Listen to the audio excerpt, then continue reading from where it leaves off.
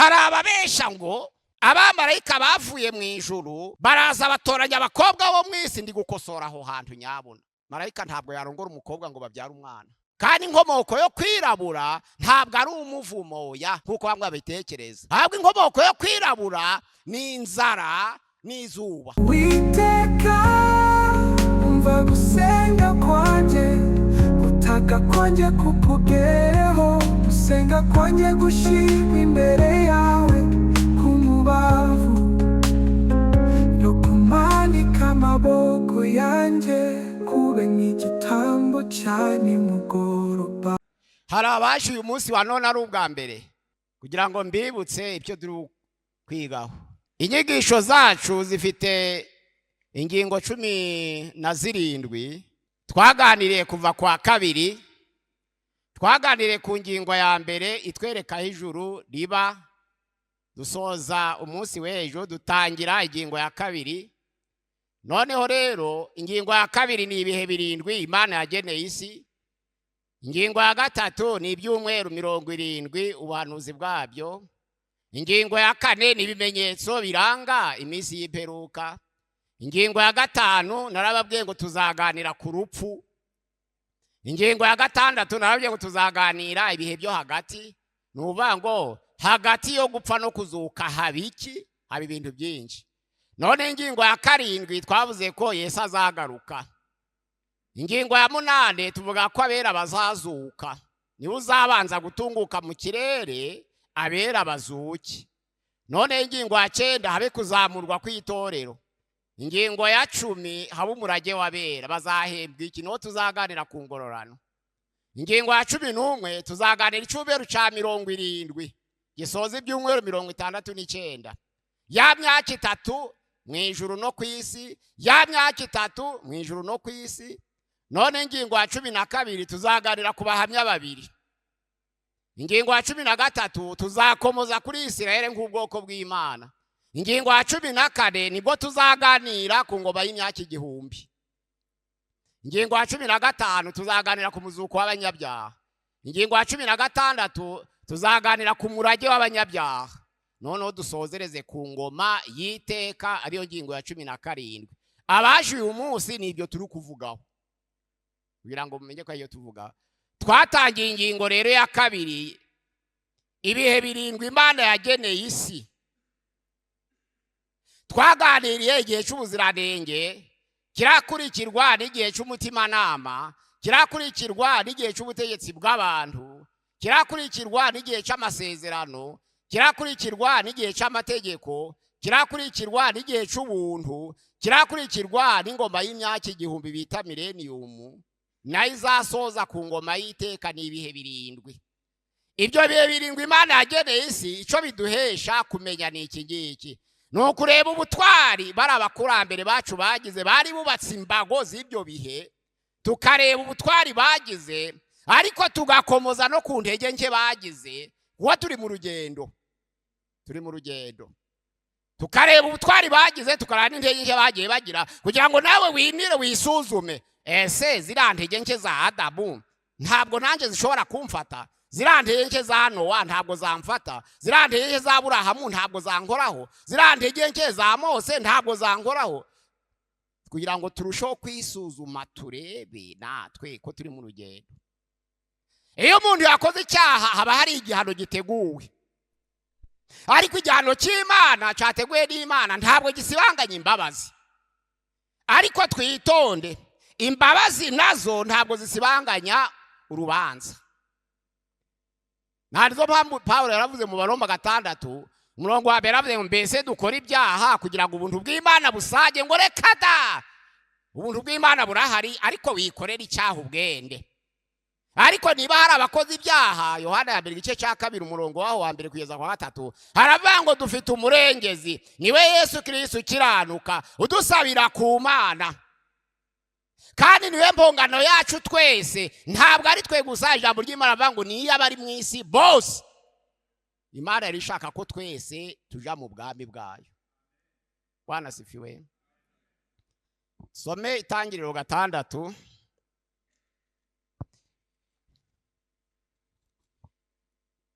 Tangiriro 6 turareba umurongo wa mbere turageza ku murongo waho nuwa 8.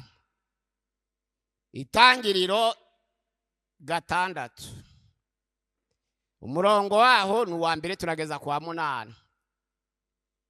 Abantu batangiye kugwira mu isi babyara abakobwa. Abana b'Imana bareba abakobwa b'abantu ari beza, barongoramo abo batoranije bose.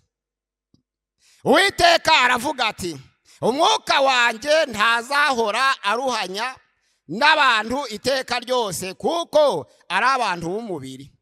Nuko rero iminsi yabo izaba imyaka 120.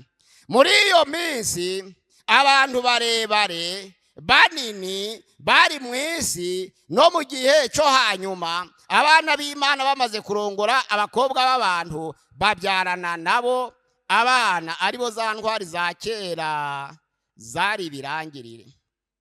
Kandi Uwiteka abona yuko ingeso z'abantu zari mbi cyane mu isi, kandi ko kwibwira kose imitima yabo itekereza ari kubi iteka ryose. Uwiteka yicuza yuko yaremye abantu mu isi, bimutera agahinda mu mutima. Uwiteka aravuga ati, nzarimbura abantu naremye mbatsembe mu isi, uhereye ku muntu n'inyamaswa n'amatungo n'ibikururuka n'inyoni n'ibisiga byo mu kirere, kuko nicujije yuko nabiremye. Ariko Nowa agirira umugisha ku Uwiteka. Amen. Bwana asifiwe. Bwana asifiwe. Ni ingingo ya kabiri tugiye gutangira umutimanama.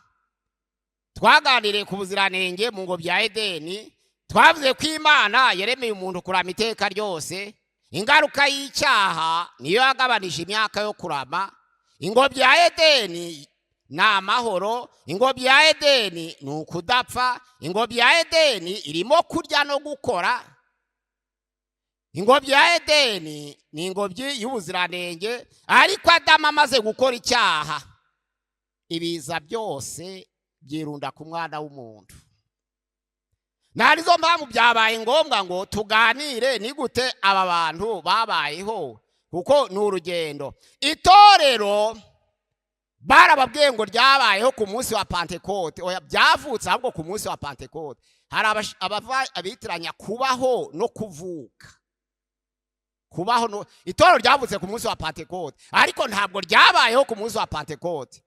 Urabisoma mu Byakozwe n'Intumwa igice cya 7 umurongo waho wa 38. Haravuga ngo kandi Mose niyo yoberaga itorero ry'Imana mu butayu, yari kumwe na marayika avuganiraga nawe mu birimi by'umuriro. No kuvuga ngo ahangaha itorero ryatangiriye mu ngobyi ya Edeni. Imana igeragereza kuri Adamu aratsindwa, igeragereza kuri Nowa aratsindwa, ageragereza kuri Aburahamu aratsindwa, ija kuri Mose aratsindwa. Uwiteka Imana aravuga ngo ubwo abantu bananiwe, kuko Yesu Kristo ni Imana yigize umuntu. Yesu abwira Petero, yaramubwiye ngo nanjye ndavuze ngo uri Petero. Ni Matayo 16 umurongo wa 18. Nanjye ndavuze ngo uri Petero, kandi ku rugo rutare nzubaka itorero, amarembo y'ikuzimu ntazarishobora, kuko rihagarariwe n'Imana. Adamu yararihagarariye biranga, Nowa arihagarariye biranga, Aburahamu arihagarariye biranga, Mose arihagarariye biranga. Ariko Imana iravuga ngo abantu barananiwe ndariyobora. Nawe uri Petero, kandi ku rugo rutare nzubaka itorero, amarembo y'ikuzimu ntazarishobora. Icyo muzahambira mu isi kuko mpari, kizaba gihambiriwe mu ijuru kuko mpari. Itorero.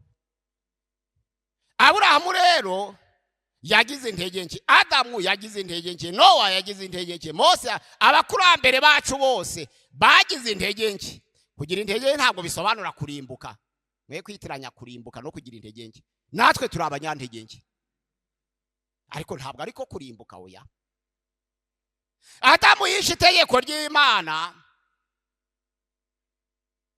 Ijambo ry'Imana mu gihano ravuga ngo kuko wumviye umugore bidakwiye igihano kiba kirasomwe, urubanza ruba rurasomwe. Yagize intege nke, yabaye inganzwa. Yanditswe mu Byahishuwe igice cya 21 umurongo wa 8 ngo ariko abanyabwoba muje mwiye kwitiranya abanyabwoba n'abanyabwoba. Abanyabwoba ikinyarwanda gifite amagambo make, ariko hari ijambo ryitwa coward cyangwa se lashe. Lashe niri rukumva ijambo coward, lashe. Iryo jambo lashe ni umunyabwoba, ariko na pere ni umunyabwoba. Ngiye kurisobanura neza. Iyo ubonye intare ukikanga, ntaribwo bwoba Imana ivuga. Iyo ubonye abasirikare ugahigama, ntabwo ari bwo bwoba byashatse kuvuga hanga, ni lashete, ubwoba. Umuntu agatinya guhagarara mu nshingano ze kandi yarazihawe. Hari igihe umuntu ashobora kuvuga ati mbo reka nitonde, ye biri mu nshingano zanje, ariko kugira ngo bidasakuza reka nce bugufi, ariko bikazaza kubyara ikintu kiremereye cyane wagombaga gutabara bikiri mu nshingano zawe, bikagucika. Kubera utahagaze mu nshingano zawe neza. Uko iyo wemeye inshingano, wemeye n'ingaruka zazo, ugomba kuzihagararamo neza. Kuko iyo utazihagazemo neza bikazamba, bikubaho kandi ntacyo kwireguza. Adamu rero yabaye inganzwa, Nowa yarasindaga akambara ubusa, Aburahamu yarabeshaga, Mose yagiraga uburakari akica abantu, Dawidi agasambana, Yosefu akaba indyarya yo mu rwego rwo hejuru. Yosefu yari indyarya yo mu rwego ruteye ubwoba. Uzi ko Yosefu yaganiye na bene se bavukana, akabana n'abamezi 6 bataramumenya ntababwire? Ni mubi.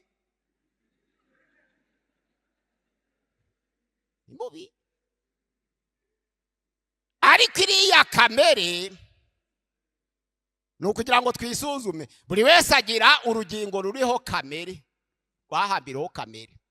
Buri wese agira urugingo. Buriya kuri akwidegembya, kuri amugore wa Potifari abwira Yosefu ngo bakorana ibibi.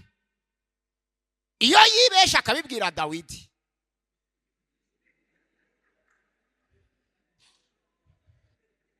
yari kumwereka camutema kuni. Kandi mu bantu banejeje Imana, hari ushobora gukina nawe, ariko hari n'udashobora gukina nawe. Kuri akwidegembya kwa Sawuli ahuriye na Dawidi yacaga bugufi cyane. Usambana byari byaranze kumuvaho, ariko yacaga bugufi. Ari mu buvumo agasangamo Sawuli, akamusangamo. Iyo Sawuli yibesha agasangamo Mose, yari kumurya ari muzima. Nshaka kubereka ko umuntu ashobora kuvugaho ubusambanyi bakamwomaho, undi avugaho ubujura akamwomaho, ukamwomaho uri umubagito. Ndabizi hari umuntu ushobora kugira amafaranga uwo baturanye akaburara. Hano barahari. Ukaba ufite amafaranga, mukagendana ku rugendo 100,000, akaba atasosoramo na kimwe ngo aguhereze, ni kamere ye. Nta sambana, ntiyiba, nta roga, nta besha, ariko kugira ngo akure. Luka 18 umurongo wa 18, umukire yasanze yazavuga ati mwigisha mwiza, nagira ntengo ndagubugingo buhoraho. Aravuga ati nyitiye iki mwiza? Uza amategeko: ntukice, ntugasambane, ntukibe, ntugashinje mugenzi wawe ibinyoma, kandi uwaye so na nyoko. Ati ibyo byose narabyubahirije kuva mu bwana bwanje kugeza uyu munsi wa none. Hagiye kugenda hasi ati bugarutse, warabyubahirije, ntabwo wica, ntabwo usambana, ntabwo wiba, ntushinja mugenzi wawe ibinyoma, kandi uwaso na nyoko. Ariko igira hino nkubwire, wagurisha ubutunzi bwawe maze amafaranga ukabakene, Bibiliya iravuga ngo bararakaye. Bararakaye kubera iki? Bakoze kuri kamere ye.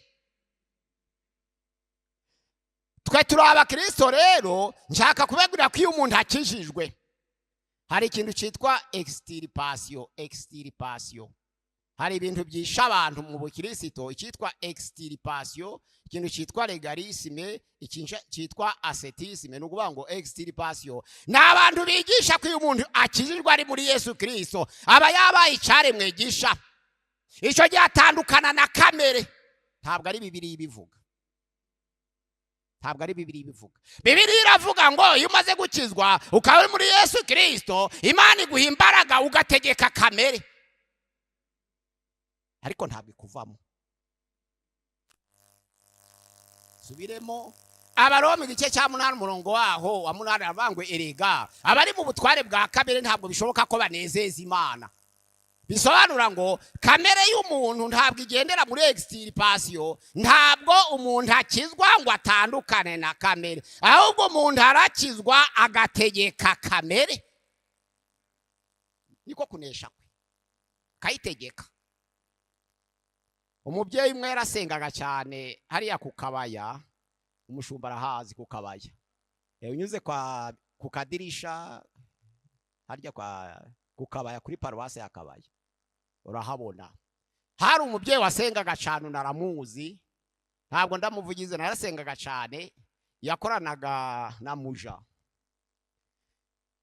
None abantu bakamuyoboka cyane, yari umuhanuzi, yagiraga icumba inzu y'ibyatsi ariko nini, abantu bakuzura bamwe bakicara ku bandi kuko yari umuhanuzi.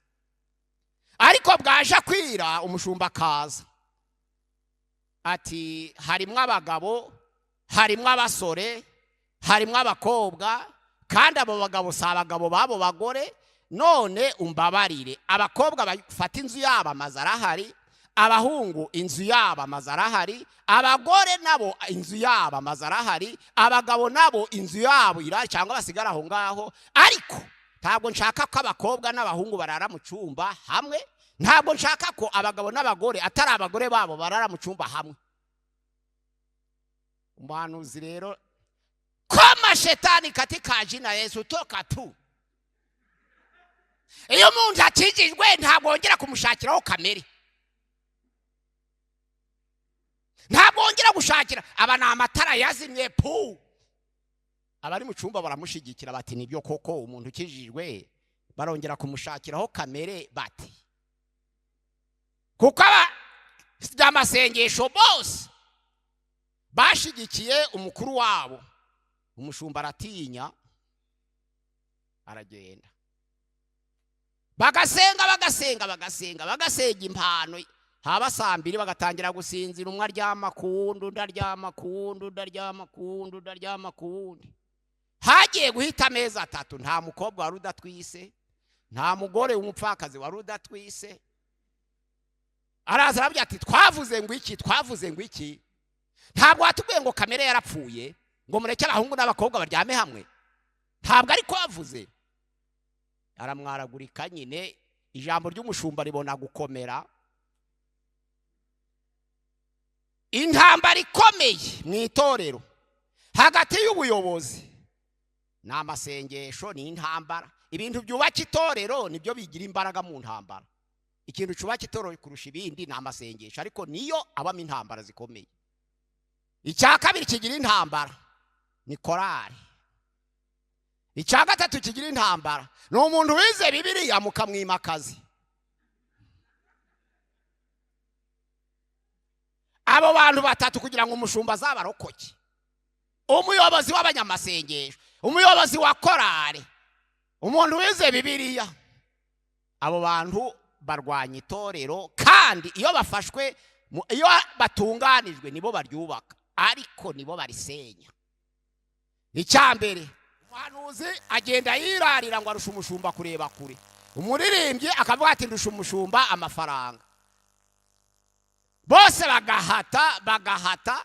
Icyo gihe twabonye igitangaza gikomeye. Abona kwemera ko yarayoboye icumbi imyaka irenga 20, yemera ko iyo umuntu akijijwe kamere idapfa. Ntabwo kamere ipfa oya, ahubwo Imana iguha imbaraga z'umwuka wera, wamaruka yitegeka, waburangaye gato ya kamere ikakwigaranzura. ntimuseke Adamu ibyamubayeho, ntimuseke Nowa ibyamubayeho, ntimuseke Aburahamu ibyamubayeho, ntimuseke Mose ibyamubayeho, ntimuseke Yosefu ibyamubayeho, ntimuseke Dawidi ibyamubayeho. Jwabaho nje ntabwo naba nka Dawidi, nje ntabwo oya byakubaho. Aba rero bakurambere bacu babaye intwari, bagira intege nke ahantu runaka, ariko baragerageza barahatana baba intwari. Nizo mbago z'ibihe birindwi Imana yageneye isi, nibyo turiraho kugira ngo ni bande bazagera mu gihe cya milenium bakinjira mu bwami bw'iteka. Turabireba, twavuze ko igihano cy'Imana gitegurirwa abanyabyaha, ariko ntabwo cigeze gikuraho imbabazi. Ariko imbabazi nazo z'Imana nubwo zaba nyinshi, ntabwo zizasibanganya urubanza abantu batihanye. Ko byashoboka abantu bamaze kugwira, tuganire ku ijambo ryacu, babyara abakobwa. Hari ubwo mushobora kuba mwibaje ngo mbese nta bahungu bavukaga? Twavuze mu gihe cy'ubuziranenge, Adamu amaze kugwa, bavuye mu gihe cy'ubuziranenge, urubyaro rwe rwinjira mu mutima nama. Kayini amaze kuba ikivume ararorongotana. Abantu bakaba batese, abantu bari batatu, noneho Abeli amaze kubavamo hasigaye batatu, ariko Kayini ararongotana. Bibiliya tubwira ngo iyo yageze arabyara. Ku mwana wa gatandatu wo kuri Kayini ni wa mbere wagize abagore babiri, arabyara. None ko yagiye akarorongotana agasiga abantu ari babiri, Abeli yari yapfuye. Uwo mugore yamukuye, umugore yabyawe nande? Ntabwo ariko byagenze. Ntabwo Bibiliya yanditse ibyabaye, twabona impapuro ntabwo zakwira no mu Rwanda. Bagiye barandika duto cyane. Adamu na Eva babyaye abana 24. Bibiliya yandika 3 gusa.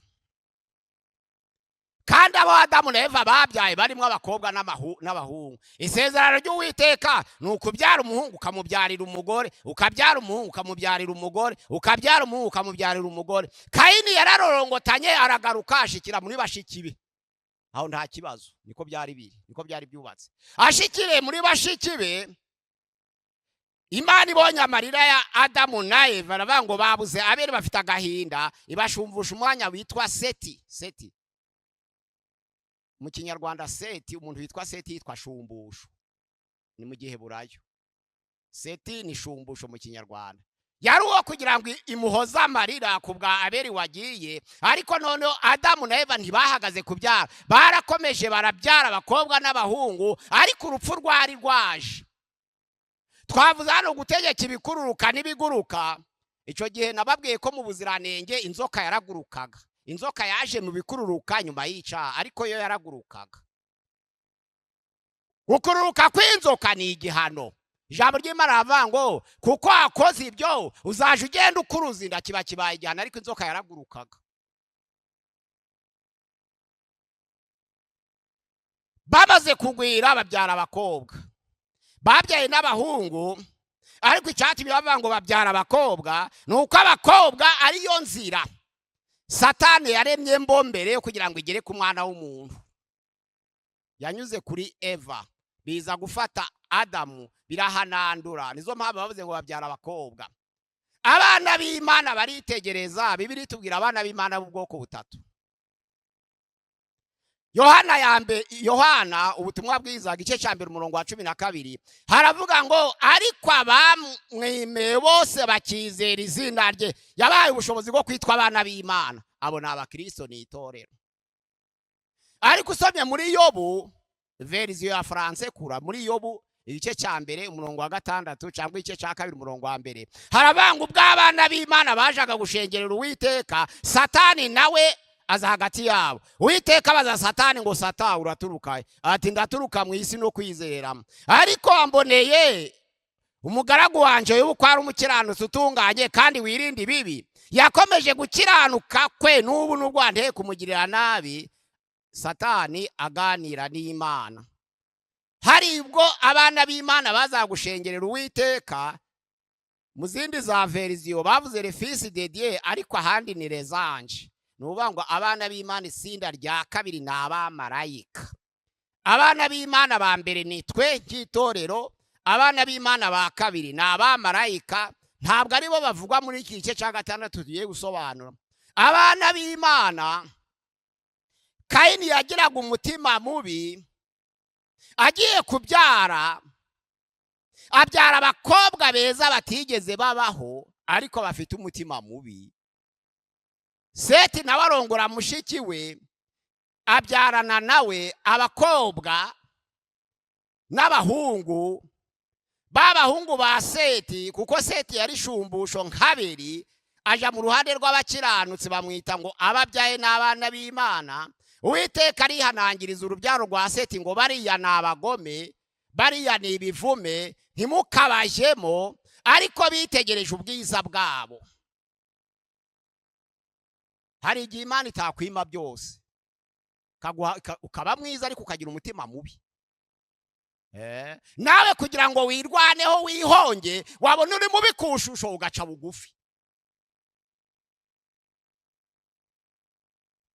Abana ba Seti barabiyama, ariko bitegereje abakobwa ba Kayini bavuga ngo reka da, aba bantu turabahomba.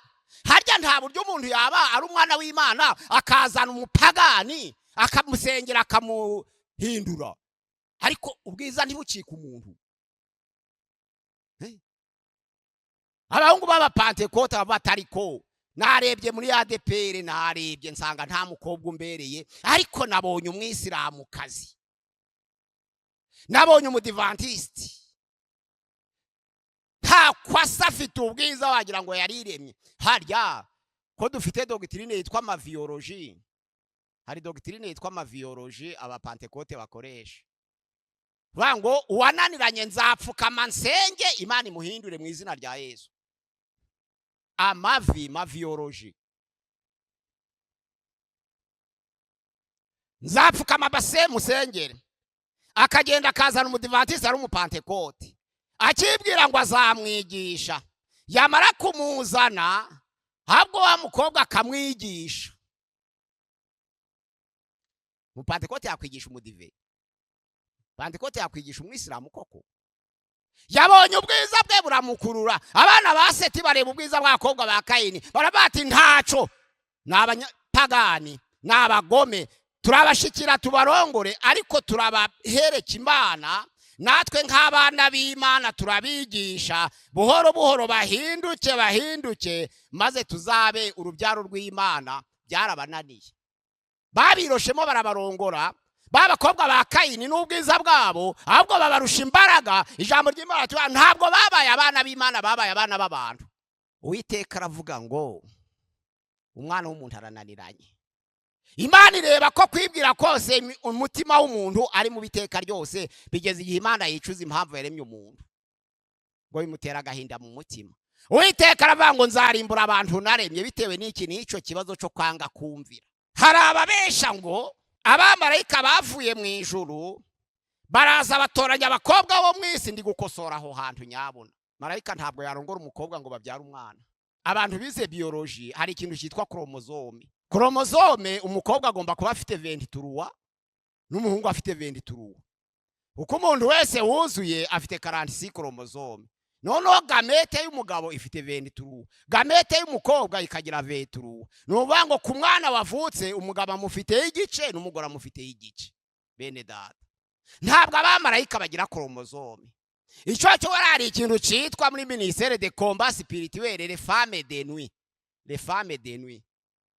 Ukashobora kuburyamye, Satani akihindura umwuka muba akihindura umuntu, kuko watekereje wenda iby'isi cyane, akaza akaryamana nawe, ariko ntabwo yatera inda, ntabwo marayika yatera umuntu inda. Urubyaro rwa Seti runanirwa kwifata, bitegereza abakobwa ba Kayini, ariko babagome, batoranya mwabo barongoramo, bagiye kubyara babyara. Ijambo ry'Imana avuga ngo bari barebare, bari banini, ndetse twashiraho ngo bari n'inzobe, kuko abirabura bari batakabayeho nyuma y'umunara w'Ibabeli, niho haje gukomoka abirabura, ariko hari hakiri imbere y'umunara w'Ibabeli. Kandi inkomoko yo kwirabura ntabwo ari umuvumo ya nkuko bamwe babitekereza, ahubwo inkomoko yo kwirabura ni inzara, n'izuba. Bamaze gutatana ku munara w'ibabere, bamwe bajiye, abandi bajiye, abandi bagiye, abandi bagiye, kuko batari kumvikana.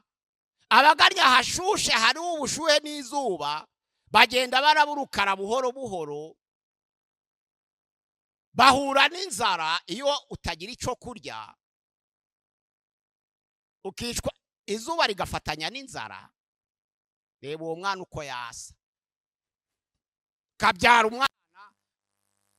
Amaganya ya Yeremiya igice cya 5 umurongo wa 10, indirimbo ya Salomo igice cya 2 umurongo wa 6. Inzara n'izuba ni ikibazo nyine ku mwana wavutse. Inzara n'izuba, abana bashobora kuvukana ariko umwe kuko yavukiye i Kigali, undi akavukira hasi yo ku Rusumo cyangwa Nyamasheke hasi, ugasanga ntabwo basa.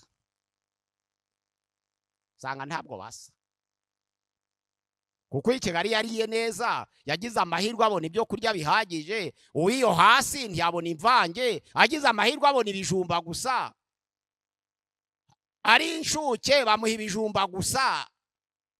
Mbwira uwo mwana w'i Kigali ari kunywa amata mu gitondo, saa sita akarya ibyo kurya byiza, nimugoroba akarya, maze ugereranya abantu uzavuga ngo barasareka.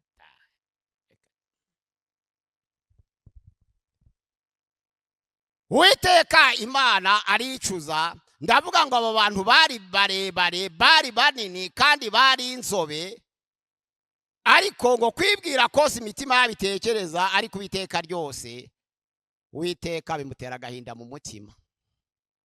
Amatungo mu ngobyi ya Edeni ntabwo ari ibyo kurya. Ongere mbasubiriremo, ntabwo ari ibyo kurya oya. Ahubwo yari yararemeye ikintu cyitwa tourisme. Ntabwo Imana yaremye umuntu n'amatungo kugira ngo none umuntu ajye ararya inyama oya. Kurya inyama ni ingaruka y'icyaha. Itangira ibice 9 ku murongo wa 1 kugeza ku murongo wa 6, haravuga ngo none kuva uyu munsi wa none kuri Nowa warokotse, amatungo abaye ibyo kurya byanyu kuva uyu munsi wa none, kubera ingaruka y'icyaha. Mugiye kubaga amatungo azababona yikange, ariko nawe nuhura nayo aho abantu batari kurye, nawe yirwaneho. Uzahura n'intari kurye, ariko nawe nutanga imbogo uyitera uyice, nawe nigutanga ikwice. Kuva uyu munsi wa none ni ingaruka y'icyaha. Adamu yarabyaye, Nowa yari uwa 10 kuri Adamu, Aburahamu yari uwa 10 kuri Nowa, ubwo Aburahamu ni uwa 20 kuri Adamu. Mose yari uwa 6 kuri Aburahamu, kuko ari mwene Amuramu, Amuramu ari uwa Kehati, Kehati ari uwa Lewi, Lewi ari uwa Yakobo, Yakobo ari uwa Isaka, Isaka ari uwa Aburahamu, ni uwa 6. Ni ukuvuga ngo Nowa kuko ari uwa 10, Imana yageragereje ku rubyaro rwa Nowa kugira ngo irebe ko yakubaka itorero. Inkuge ni itorero, niko bisobanura. Biranga, birananirana. Kwibwira ko abantu imitima yabitekereza kuba kubiteka ryose, Uwiteka aricuza. Igihe cya mbere rero ni ubuziranenge. Imana imaze kurema Adamu kugera kuri yakoze icyaha, urubyaro rwa Adamu kugera kuri Nowa ni igihe cyitwa umutimanama.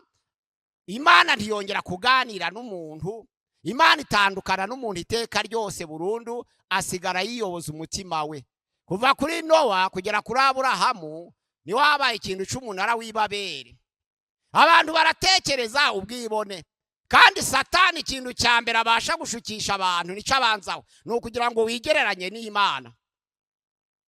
Satani yegereye Eva, haryo Uwiteka Imana yaravuze ngo iki giti mwe kuzakiryaho, aravuga ati yaratwihanangirije ngo tuzarya imbuto zose ziboneka muri iyi ngobyi, ariko iki ngiki cy'ubwenge kimenye cyiza n'ikibi ntitukagikoreho, kuko yaratubwiye ngo n'umunsi twagikozeho no gupfa tuzapfa. Inzoka yaravuze ngo ntabwo muzapfa, ahubwo Imana yararebye yanga gusangira namwe icubahiro,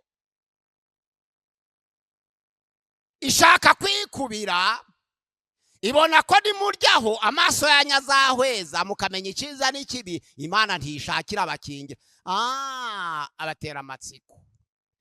Abatera amatsiko bashaka kubigeraho. Umugore arasoroma ararya, inzoka yamushukaga ikiguruka yari ikiri mu giti, yari itaravumwa. yari itaramanuka ku butaka ngo ikururuke, iramuganira ati niko Imana yashatse ko mutamera nkayo, ariko nimuryaho muramera nkayo, amaso yanyu arahweza, muramenya iciza n'ikibi. Babagize amatsiko baryaho, bamaze kuryaho amaso yabo arahweza, imirindi y'Uwiteka imanuka muri yango bya Edeni, barihisha, ingaruka y'icyaha ya mbere ibiravutse. Nuvuga ngo ikibanza ku muntu wakoze icyaha habanza isoni. Iyo uri mu ideni ukumva aramuntu aravuga ngo mwiriwe, nizo mpamvu turi kuvuga kugaruka kwa Yesu, tukavuga ko tugiye gutaha mu bwami bw'Imana. Ariko hari ufite kredi y'imyaka 10 hano, yaba hari? Ntaho nshaka gushira akaboko hejuru, yaba hari umuntu ufite kredi igera ku myaka 10? Yaba hari? 2 yaba hari? None ko mushaka ko Yesu aza none kandi mukaba mufite amakredi y'imyaka 2, murabigenza muti? Narizo mpamvu abenshi turavuga ngo kaze Yesu maranata, kaze Yesu maranata, kaze Yesu. Ariko abaye umwanzuro wo kuvuga ngo ejo mu gitondo Yesu azaza, wavuga ngo ayiga Mana yabaretse ngakora ubukwe. Yewe we usika akadeni ka banki, ahimana iri kubireba ite ko ndishuye mu buryo butunganye kandi Yesu akabazaze ejo? Mana wareka kazaza mu kwa mbere, wareka kazaza mu kwa mbere, kaka kadeni nkabanza nakarangiza, nkabanza benda nakora ubukwe, nkazaja mu ijuru ariko nariswe umugabo, nkazaja mu ijuru ariko nariswe umugore. Wareka ukazaza mu kwa mbere, hari ababisaba. Ntugire ngo abantu bose bariteguye ngo icampa Yesu akaza ejo. Nuri muri finisage y'inzu abata Imana izamfashe, Yesu azagaruke narayitashe. Narizo mpamvu mu magambo abantu bavuga ngo Yesu ngwino, benshi ntabwo biba bivuye ku mutima. Hari igihe kwiriza ubusa, hari ibintu biryo kwiriza ubusa. Iyo abantu bagiye kwiriza ubusa usanga bamwe bari kubesha, hafi ya bose ugasanga babesha. Ati Perezida wa korali arategetse ngo tugomba kumara iminsi 3 tutarya tutanywa, turagiye. None wowe ukareba yampaye nkamakara yashize n'akawunga nako ngo na bya bishimbo byashize, reba ko hari amavuta sha yengeye gufata ibishi. Ubesha Imana ku mugaragaro, nta muntu wirizaga ubusa kubera dabifite. Ijambo ry'ikigiriki ryitwa nesteia ryo kwiriza ubusa risobanura ngo kwigomwa. Ntabwo rero wakwiriza ubusa utigomwe, ahubwo wikwitiranya guhunga no kwiyiriza. Mushobora kumbaza ngo mbese umuntu utagira ibyo kurya ntabwo yemerewe kuja gusenga? Yemerewe gusenga ariko ntabwo yemerewe kwiyiriza ubusa.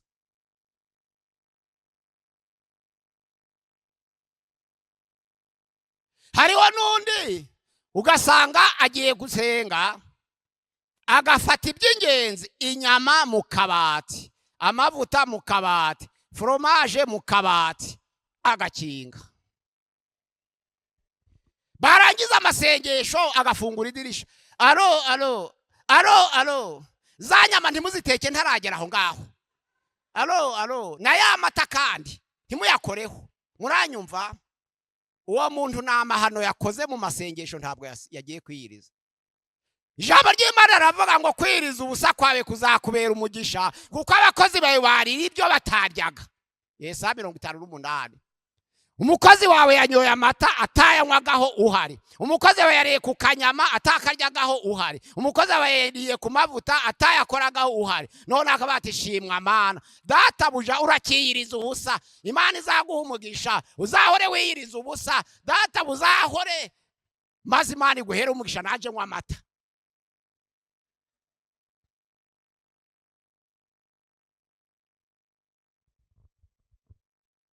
Igihe cya gatatu ni igihe cy'ubutegetsi bw'abantu, cyabaye mu gihe cyo kubaka umunara w'Ibabeli.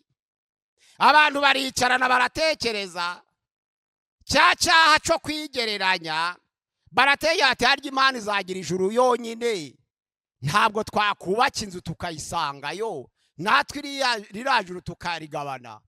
Baratangira bafata amatofari barayabumbabumba, bayavanga n'ibyo bavangamo, baratangira inyubako yabo barayizamura. Ariko ijambo ry'Imana riravuga ngo Imana imanurwa no kureba iyo nyubako. Hariya ni imvugo ya Bibiliya, ariko ni personification, kumvisa abantu. Ntabwo Imana yamanuka ntibatangiye sireba. Imana yamanurwa no kureba inyubako. Imana imanurwa no kureba, ntiyarebaga se ahita areba siniye. Ahubwo ni ukugira ngo nkatwe abantu b'abanyantege nke mu bitekerezo tubashe kubishikira. Ijambo ry'Imana riravuga ngo aba bantu bafite umugambi umwe, bakaba bavuga ururimi rumwe. Ntabwo ari iki Kinyarwanda, oya, ntabwo mu Rwanda tuvuga ururimi rumwe. Harimo ikirera, harimo ikigoyi, harimo ikinyenduga, harimo igiki, harimo ibindi, harimo igishi, oya, ntabwo ari ibyo. Bavuga ururimi rumwe. Ijambo ry'Imana muhasome neza, haravuga ngo n'amagambo amwe. Nta kigoyi kirimo. Icyo bazashaka kugeraho bazakigeraho. Ndabagira inama bene data, nta cyabananira muvuze rumwe, nta cyananira itorero abantu bose bavuze rumwe. Abantu igituma bagira icyo bananirwa, ntabwo baba babyumvise kimwe. Ariko ijambo ry'Imana riravuga ngo aba bantu bavuga ururimi rumwe, bagakoresha amagambo amwe, icyo bashaka gukora cyose bazakigeraho. Ni urugero rukomeye cyane ku bakristo. Umuntu araja muri hopitale aririmbana n'abantu 70, akamara y'amezi 3 hagezeyo abantu 6 gusa. Nabari amahirwe. Noneho twavuga ngo turi kuja mu ijuru, n'abandi bakavuga ngo natwe turi kuja mu ijuru. Ntabwo ushobora gusura mugenzi wawe kuri hopitale uzaja mu ijuru ryaheye. Inire witekerezeho. Mugenzi wawe ararwara akamara amezi 3 muri hopitale CHK, muraririmbana nturagerayo, kandi hahise amezi 3. Abantu bavuga ngo baraja mu ijuru, nako banga urajayo koko. Narwashije umwana muri 92 ndi muri hopitale generale y'Igoma, ariko niho narebye umwanditsi umwe witwa Descartes yaravuze ngo igitabo gikomeye kiruta ibindi ngo ni experience de la vie, inararibonye. Iyo banga abantu bari kuja mu ishuri bafata bike, banga abantu bagiye mu mahugurwa bafata bike, reki kintu kikubeho. Nabaze mwamezi 2, ariko icyo gihe niho wumva itorero iryari ryo, niho wumva itorero. Umuntu muririmbana ntahagere, umuntu musengana ntahagere, umuntu mutizanya ibikoresho ntahagere, uri mu bitaro. Niho ureba uti burya itorero experience ni ukuriteye. Noneho baririmba bafite umuntu mu bitaro, ntabwo bazi uko ameze, ntabwo bishuye ngo bazaja mu ijuru. Ntabwo Yesu yavuze ko abakire batazaja mu ijuru, y'abantu babisobanura nabi. Yesu yabwiye uriya mutunzi ngo wafata ku butunzi bwawe ukabugabira abakene. Yumva araraka. Ijambo ry'Imana riravuga ngo agira agahinda kenshi kuko yari umutunzi cyane. Ntabwo kuba umukire ari icyaha, ariko umuntu w'umukire udatanga ku bukire bwe aba yarageragejwe. Kuko hari ibigeragezo Satani aduteza byadutandukanya n'Imana, bikaza mu buryo buhishwe ntitubimenye. Icya mbere, indwara idakira. Icya kabiri, ubukene budashira. Icya gatatu, ubukire butunguranye. Nta muntu warokoka, ubukire butunguranye. Icya kane, ubugumba. Icya gatanu, ubupfakazi ukiri muto. Icya gatandatu, urubyaro rubi. Abantu bari kurira ngo bashaka abana, ariko urubyaro rubi ruragatsindwa. Icya karindwi, kwangwa n'abantu nta mpamvu. Muri korari ugasanga niweho batishimiye gusa, ugasanga nakaga gakomeye. iyo umuhungu arambagirije umukobwa, wa mukobwa akamubenga, wa mukobwa iyo ageze akagubwa nabi, wa muhungu akagubwa neza, akagura imodoka. Iyo bambwiye ngo wa mukobwa wari wararambagije arakwanga, wageze hari imbere kuri control, umuhungu yatsa vitesse kugira ngo amufate amuhere ifuti maze ayicaremo, umva iyo rifuti, maze yicuze avuga ati yo ntaba ikigoryi, aba ari je wicaye muri iyo modoka. Wa muhungu rero iyo ari umukene yirirwa higa abantu ngo abahere ifuti. Si umugome? Si umugome? Izo mpamvu ubukire butunguranye buragatsindwa. Salomo rero yaravuze ibice 30 umurongo waho wa 7 n'uwa 8 ni Aguri, ni Aguri. Umwanditsi wa Bibiliya witwa Aguri, ntabwo ari Salomo. Yaravuze ngo Mana, nagusabye ibintu bibiri, ntukabinyime umwanya nkiri hano mwisi. Nkureho ibitagira umumaro n'ibinyoma bimbe kure. Ntukampe ubukene mu izina rya Yesu. Ejo ntagayika ngasuzuguza izina ryanjye, ariko ntukampe ubukire. Ejo ntahaga nkakwibazaho nkava mbese uri iki ndusha iki. Ubukire n'ubukene ni ikigeragezo. Ushaka ko warageragejwe mu bukire bwawe rero, ukibwira ko abakene aribo bagerageje, nawe warageragejwe. Nta muntu utarageragejwe. Ntawe. Ahubwo nuko abantu batize ijambo ikigeragezo ngo ubwire abantu ngo ibigeragezo byaje bite biza biti. Ariko nta muntu utarageragejwe. Igihe cya 4 ni igihe cy'amasezerano. Kuva kuri Aburahamu kugera kuri Mose habaye amasezerano. Aburahamu yatsinzwe gute? Aburahamu yarahamagawe, ijambo ry'Imana avuga ngo va mu muryango wa so n'inzu yanyu uje mu gihugu nzagutegeka. Yarahagurutse, ijambo ry'Imana mu Baheburayo igice cya 11 umurongo wa 8, arahaguruka afata urugendo agenda atazi yaje. Yarari mu rugendo amerewe neza, ariko ageze muri cya gihugu Imana yamubwiye, ijambo ry'Imana ravuga ngo hatera inzara. Hateye inzara, ntabwo yabashije Imana ngo Mana kwanyohereje mwa kino gihugu hakaba habaye inzara ngire ndi, ahubwo atekereza guhungira mu Egiputa, ari we wabiteguye gusa. Ageze mu Egiputa, ijambo ry'Imana ravuga ngo abagaragu ba Farawo bari bamaze iminsi bari gushaka umugore ubereye Farawo. Bari bamaze igihe kirekire bari gushaka umugore ubereye Farawo. Babonye Sara yari mwiza cyane, baravuga bati yewe twari twarashatse hirya no hino, twari twarabuze umugore ukwiriye Farawo, none arizanye tutarusha. Usomye Itangiriro 12 ugatangira ku murongo wa 10 ukagera kuri 20, haravuga ngo nuko baramusanganira, bamusanganiye Aburahamu ahure na Farawo. Baravuga bati none uyu musore ukugendana nawe Aburahamu upfandikira umukobwa, ati ni mushiki wanje. Okay, nta kibazo noneho. Ushaka iki? Baramukwa, batanga inka, batanga amatungo, baramushorera no kwa Farawo. Ariko Imana kuko byari mu mugambi wayo, ariko kwa Farawo ijwi ry'Imana rirakomanga ngo ibyo wakoze ni ibiki. Farawo arahubangana, agira ubwoba, ahamagara Aburahamu ati Aburahamu, wita umukozi w'Imana ukagenda ubesha mu mayira. Kutambwiye ko ari umugore wawe, nenda kubwira ko ari umugore wanje nkabaho. Fata ibintu byawe, fata umugore ugende, nibyo nagukwereye byose. Ntabwo yaramukunze, ahubwo yaravuga ati ubw'Imana ivuze hasigaye gupfa. Nabyo bijane, niho nakagakobwa ka Hagari karakaja ka Sara kagenda mu Banyegiputa bamuherekeje n'amatungo n'inka, yakuye ubutunzi bwinshi cyane. Asubirana Sara. Ariko icyo yakoze icyo cyo guhungira mu gihugu Imana itamutumyeyo, byatumye atambikira ava mu muhamagaro we. Buriya gutungwa na Farawo Sara byabaye ubwandu, ni nk'ubwandu mu bwoko bwa Isirayeli.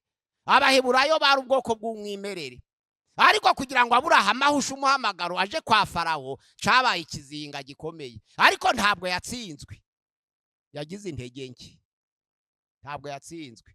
Ijambo ry'Imana ravuga ngo Aburahamu niko byagenze, yategereje yihanganye kugira ngo ahabwe ibyasezeranije, kandi ni sogokuruza w'abizera, niwe dukomokaho. Turi abana ba Aburahamu rero mu buryo bwo kwizera.